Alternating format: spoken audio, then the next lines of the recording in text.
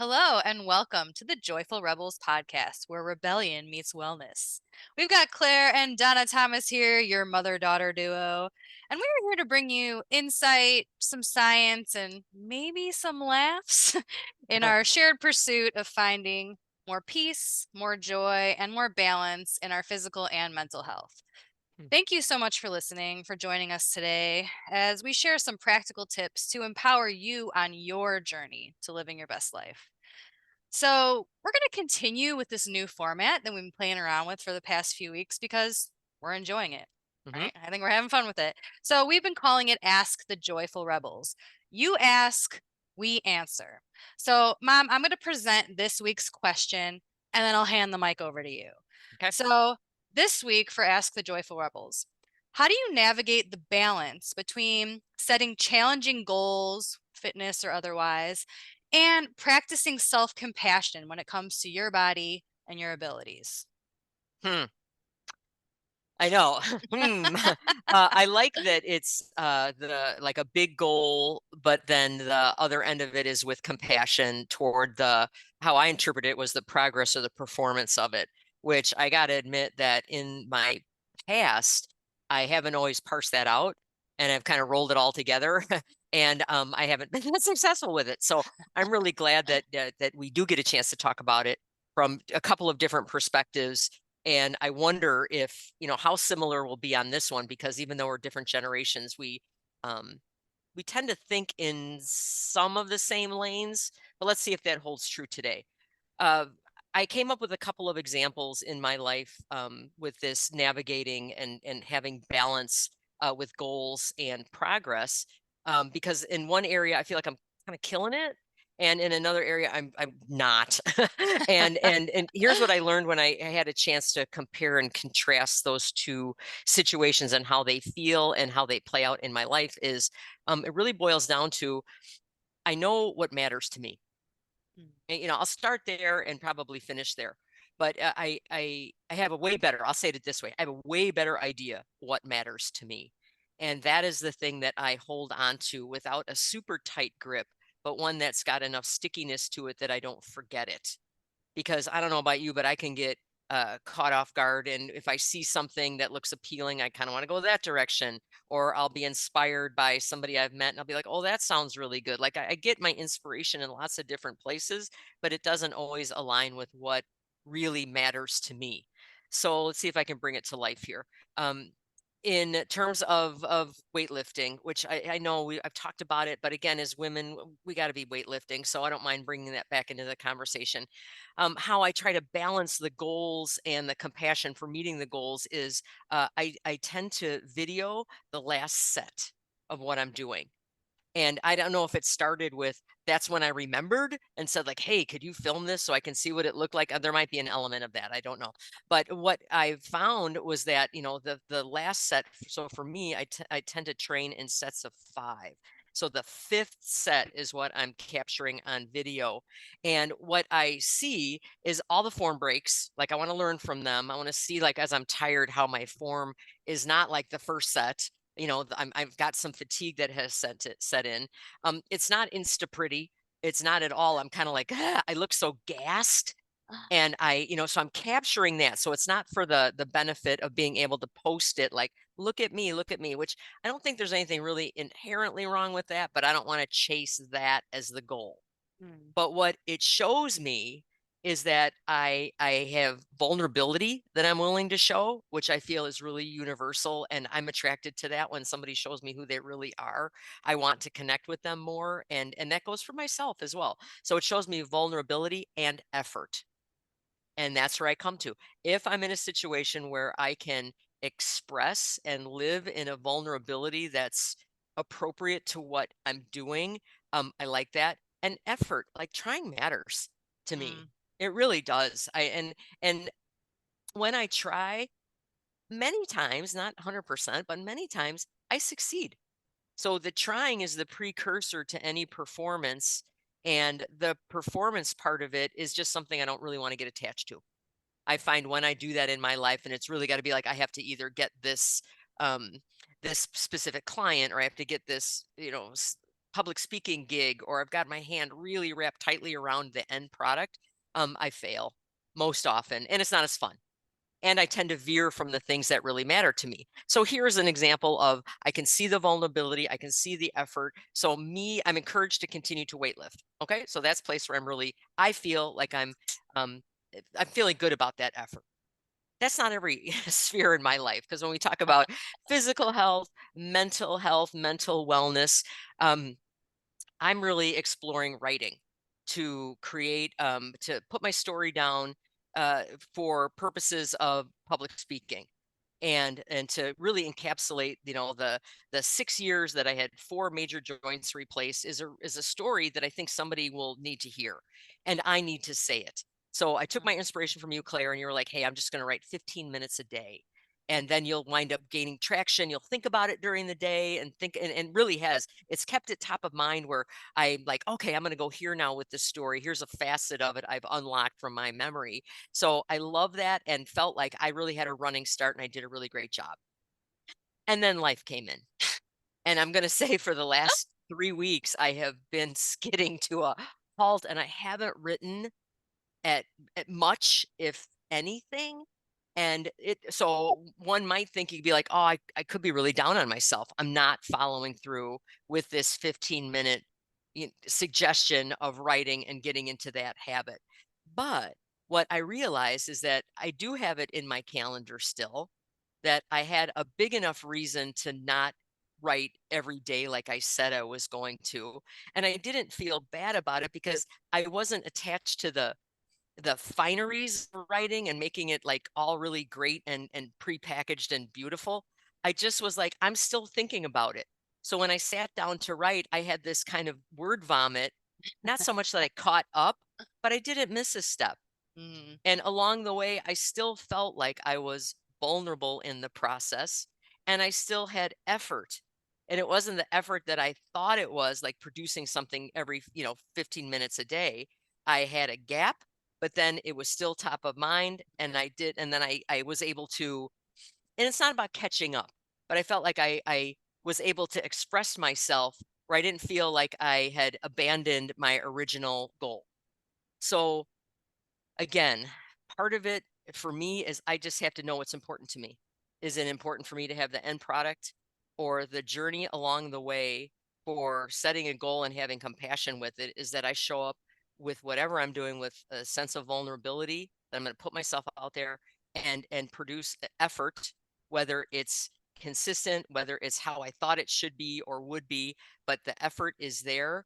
And when I hit those two markers, I feel good and I'm like, I'm okay. I can keep going.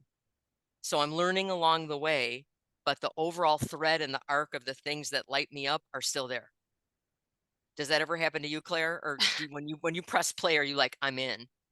No, I say what you said totally resonates with me. And it's interesting because before you started talking about it, you said, I wonder if we're going to be similar in our answers to it. And um, man, it's very similar how how we address this question. And I think honestly, to take one step back, I don't know that I would have answered this question today or been in such agreement with you if we haven't been living and exploring this space for so long. I Mm, think that some of these ways of reflecting and talking about something important like balance, that doesn't just come, at least to me, like supernaturally. mm, Oh yes, I know exactly how I need to be balancing it. No, it takes reflection and thinking about it and spending time in this space. So I really love how you talked about vulnerability and effort and trying, because it's the consistency, right? It's mm, and but it's not necessarily the end goal. So I really appreciate when you talked about writing, because that hits home for me as well. It's not necessarily, did I hit X number of words per day, finish at this amount of time. Are you thinking about it? Is there still some of that mental effort, right? So the end, how you define effort can be different. And I think mm, having that flexibility is really important. Um, when you said, I know what matters to me, or I have a better idea of what matters to me, that leads me into my response to this question. So, how do I navigate the balance between setting a challenging goal and having some compassion? I have what I would describe as a newer strategy for myself, and it really comes down to an awareness. And if that's not one of the buzzwords of the Joyful mm, Rebels, I don't know what it is. Um, when I decide a new goal, when I decide, oh, I think that's something that I'd like to do. And, you can have a dedicated time of goal setting where you're journaling, where you're going through, a worksheet, something where you're deciding what you want to do. But sometimes, and mom, you mentioned maybe I'm scrolling or I'm talking to someone and an idea pops in my head. I want to do that. Instead of just full steam ahead with a goal that pops in my head, I stop and I reflect on what's the source, what's the motivation for that goal. So one example is I might be scrolling through social media. I see someone who's running a 5K and I go, or squatting a certain amount of weight. Oh, I want to do that. And I just add it to my list of goals. Now, what I'm going to do is I'm going to reflect back and I'm going to ask myself, why? Why is that a goal that I want to do? So if I'm asking myself why to a certain goal, maybe the answer is really surface level, right? Maybe it's something to do with the aesthetics of it or my ego. Oh, I saw that person running. I want to run too. Or I saw that person doing this move in the gym. I really want to do that too. And on some level, that's okay. I'm not saying that that can't be a motivation, to do something fun because I saw someone else do it. But I really need to ask myself, is that the type of thing that's going to keep me focused and disciplined when this motivation goes away? Because I might be Mm. gung ho. I want to do 5 pull-ups because I saw someone and their back was ripped and I want that too. Is that going to keep me wanting to practice it multiple times a week? Like, probably not if the reason is really surface level. If I have a goal and I ask myself why I want to do it, and the answer is coming from a pain point, and we've talked Mm. about this before on the podcast. Historically, if you're making a decision because you're feeling some type of negative emotion surrounding that goal, whether it's shame, embarrassment, you're looking back to something you used to be able to do, you're comparing yourself negatively to Mhm. someone else. When the pain fades, usually the desire to change your pre-existing patterns or habits fades as well, right? And so this would come up for me all the time with drinking. So I lived in a long gray period, a very long gray period where I wanted to stop drinking or to cut down on drinking or to moderate drinking. I would wake up and I would not feel 100%. Or I'd get that anxiety, which we talk about that, awesome. We explore the story of the neurotransmitters when it comes to anxiety, which is a real thing happening Mhm. in your brain if you experience that. So I'd wake up, oh, I'm done. Like, I'm going to cut back. I'm not going to drink today. Forget the wine. I don't want to do it. But then, 4 or 5 o'clock happens. I'm not feeling bad anymore. My motivation to change the habit, to reach for this new goal also went away. So that's really been a huge wake up call for me because it wasn't just the drinking. There's a lot of things that happen when I decide I want to do something. Oh, I need to start running. I wanted to start running. Why? Is it because I saw someone run a 5K and I reflected that, oh, I used to be able to do that and then I'm Mhm. feeling like bad about it? I don't want to make my decisions and my goals for how I'm going to live my life based on those negative feelings. There are plenty of good, legit reasons to want to do X, Y, and Z, for example, running the 5K, but I need to ask myself, what's my motivation for setting that goal now? Am I striking a balance between challenging myself and having that compassion? So, coming back to what you said, Mom, I know what matters to me, or I have a better idea of what matters to me. When I have this goal that I want to achieve, I'm going to ask myself why. Maybe I'm asking myself why more than once. Maybe I'm trying to dig a little bit deeper than that surface level. And then it might come down to, does this new goal align with one of my core values? And that Mm. reminds me, Mom, of when you were saying the thread that connects it all, that Mhm. thing that's running through it. Because if it's connecting to my core value of getting stronger, of being healthier, living a longer life. We talked about if you're a woman, you should be lifting weights, right? Mhm. For the health of it, for the longevity of it. Being a good example to my kids, that drives me a lot.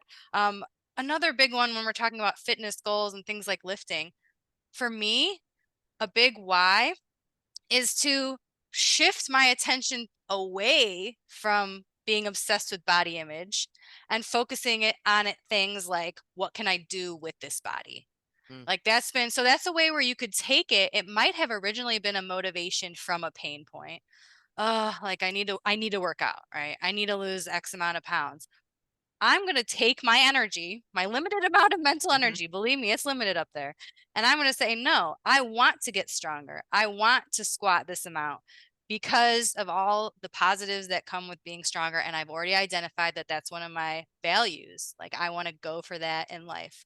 And so by shifting the perspective there, and by, again, I'm drawn to this thing, this thread that's running through so many of my goals, then I feel like there's a balance there.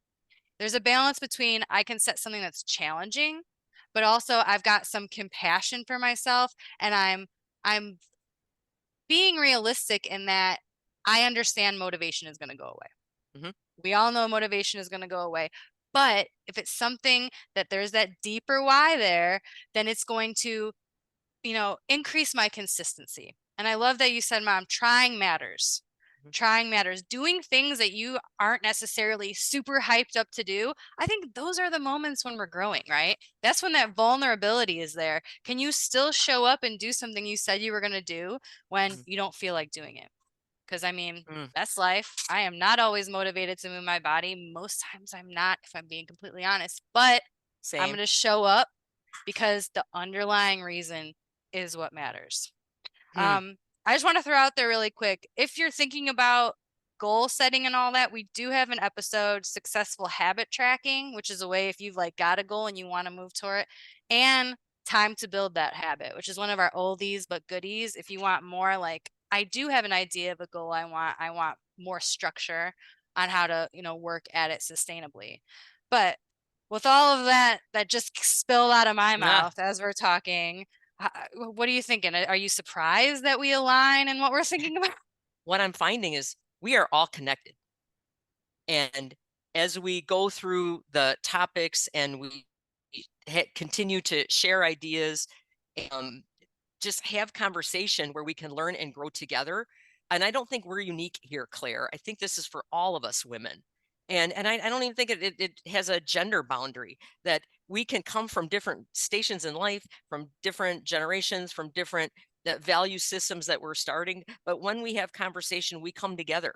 And so I love it when we have a topic and we may have different examples, but the heart space is still the same. Mm. And we are more connected than we are different. And I don't ever want to miss that opportunity to highlight that for all of us. So if anybody out there is ever feeling like lonely, or you're not feeling like your circle is that wide or whatever, the seasons that we're going in, we're going to keep going through them. We're going to keep having conversation. And whether Claire and I agree on things or not, I think this is representative of just being part of a community. So Mm. thanks for listening. For those of you guys that have been so loyal and watching us grow and our relationship change, and the things that we talk about gets a chance to flesh out.